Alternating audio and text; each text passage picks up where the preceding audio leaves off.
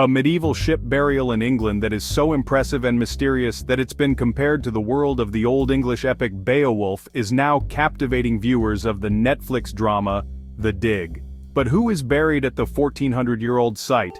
The burial contains numerous goods, including an ornately decorated helmet, that hint at the possible identity of the remains. Researchers have been studying those artifacts since they discovered the cemetery in 1939, to learn more about the secrets of Sutton Hoo and who might be buried there. Many researchers thought that King Raedwald, who ruled a kingdom in East Anglia and died around AD 627, is the best candidate. But even that's just a best guess. Historical records dating to the period are limited, and the remains of those buried at the site are completely decayed, leaving no physical remains to analyze. It's no surprise that a movie has been based on Sutton Hoo, as it's considered one of the most famous archaeological discoveries ever made in the United Kingdom, and there's already built-in drama. The cemetery contains multiple burials, although many have been heavily robbed.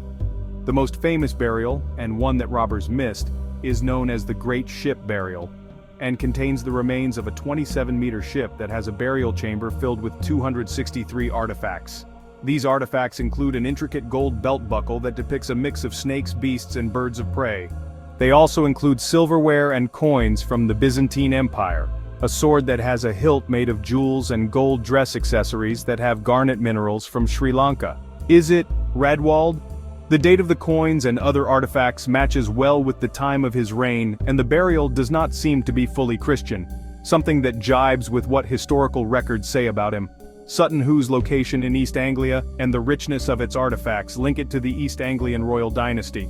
Raedwald ruled a kingdom in East Anglia and struggled over whether he should be Christian or pagan. In the same temple he had an altar to sacrifice to Christ and another small one to offer victims to devils, St. Bede wrote in his book, The Ecclesiastical History of the English People. He seemed at the same time to serve Christ and the gods whom he had served before. Raedwald's religious dilemma is important, as scholars have noted that few artifacts at Sutton Hoo have Christian motifs.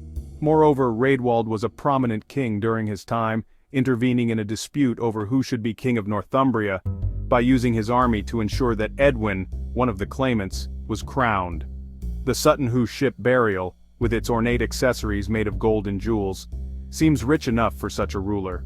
The right date, the right amount of bling in general, and the weight of evidence are on Raedwald. However, some archaeologists were more cautious in their assessments. The balance of evidence suggests the burial site is connected to the East Anglian royal dynasty. Although Raedwald, or perhaps another East Anglian king, could be buried at Sutton Hoo, we shouldn't rule out the possibility that the burial could be from a king of a neighboring East Saxon kingdom. Raedwald is probably the best bet, but not certain. His son Eorpwald had a short reign after him, and there are other members of the family in the 7th century we know little about. Raedwald was the most powerful of the East Anglian kings, and the ship burial seems the richest and most impressive of the Sutton Hoo burials. Some researchers cautioned that we cannot be certain the boat burial even belongs to a king. Finds of very high-quality gold and garnet work were more common than was thought, and although there is no doubt that such items denoted very high status, they may not have been held exclusively by kings. Recently, archaeologists at Sutton Hoo have been using LiDAR, a technology that uses a laser to map out terrain, along with ground-penetrating radar to examine details of how the cemetery was constructed.